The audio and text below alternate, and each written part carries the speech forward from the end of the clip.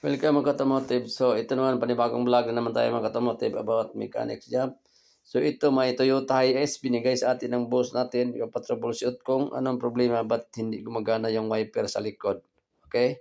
So yan, yung una is tine-check natin dyan sa yan sa wiper switch. Okay? Yan, dyan. So tinitingnan natin. So hindi pa natin binaklas yan. So may no trouble lang muna tayo. Yung pinaka-common is relay at saka fuse. Yun ang titingnan natin. But tinitingnan natin siya mga automotive. Okay naman siya. Okay yung relay at saka yung mga fuse niya. So yung mga fuse ng Toyota Hiace mga automotive is 4 na box yan. Okay? Diyan sa passenger side. Okay? Diyan sa ilalim dyan sa kaliwa. Andyan yung fuse box. Diyan sa kaliwa. Tingnan nyo dyan sa ilalim. May isa dyan sa bago mag-carpet. Tapos isa sa taas. Tumitingala kayo sa ilalim. Tapos makita may fuse box dyan. At saka ilalim ng upuan. 2 fuse box dyan din dyan. Okay? So testiran nyo lang siya mga automotive. Or gamit kayo ng T-slam or power probe sa pag-check ng mga electrical. So walang kawala yung mga trouble dyan. Once dyan ang ginagamit. Ipapakita natin sa inyo kung ano yung gamit natin. So ito pala yung mga gamit natin pang electrical mga automotive sa pag-troubleshoot. Ito, power probe. Magandang gamitin. Okay.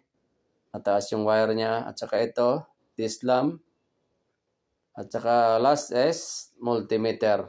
So yan, pwede natin i-check yan lahat gamit yung multimeter sa pag-troubleshoot.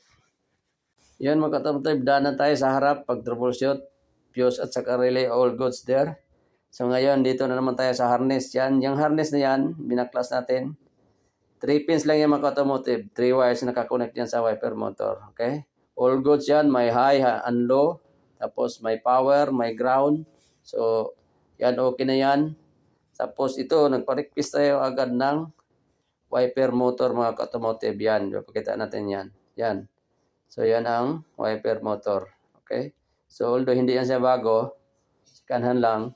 But pareho lang yan mga automotive. Tine-check na natin yan manually. So gumagana siya. So I hope 100% okay yung trouble natin mga automotive. I hope gumagana to. Para hindi tayo mapahiya sa boss natin mga automotive. Sa totoo lang mga automotive, sa mechanics yun ang pinakamahirap ang pag-troubleshoot.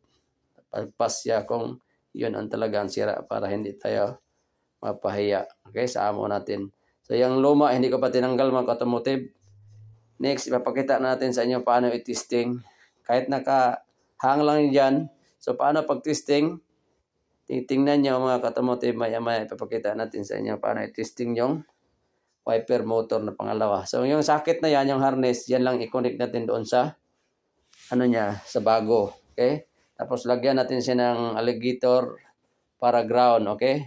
Tamtabayan na. Ito na mga automotive, the moment of truth pag-troubleshoot. Okay?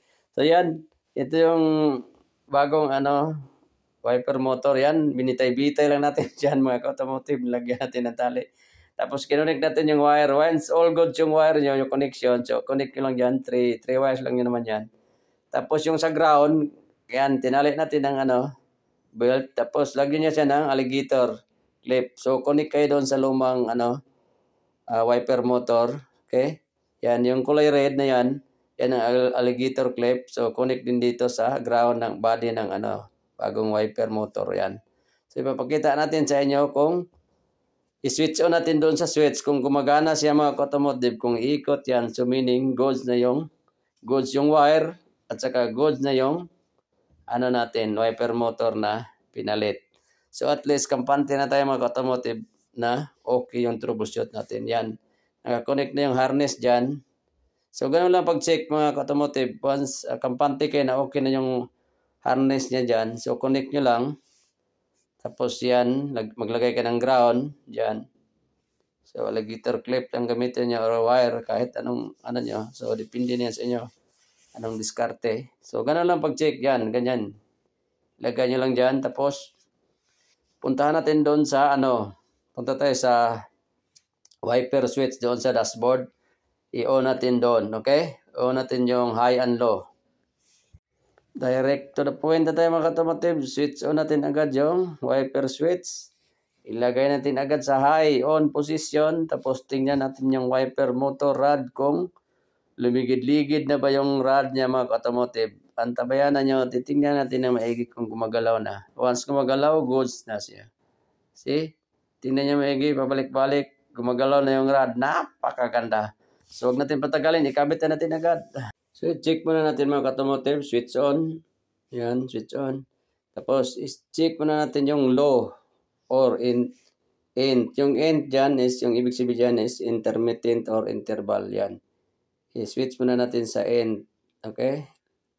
Yan, tingnan nyo yung end. Yan, lagay muna natin sa end. Tapos, titingnan natin doon sa likod kung umikot. So, muna titingnan natin. See, tingnan nyo mga automotive. Gagalaw lang. Ilang seconds lang yan. Yung low. Gagalaw siya. See? Yeah. So, yun. Daan natin na check yung end, yung low. So, next naman yung on. Yung on is yun ang high. So, ito na yung galaw ng high, mga automotive. Tingnan nyo, ang bilis. Pabalik-balik siya. Ganon. So, successful mga automotive. Okay yung findings natin na wiper motor yung problema. Kasi kitang-kita niya, nagtrapo-trapo na dyan sa glass yung wiper. Thanks for watching.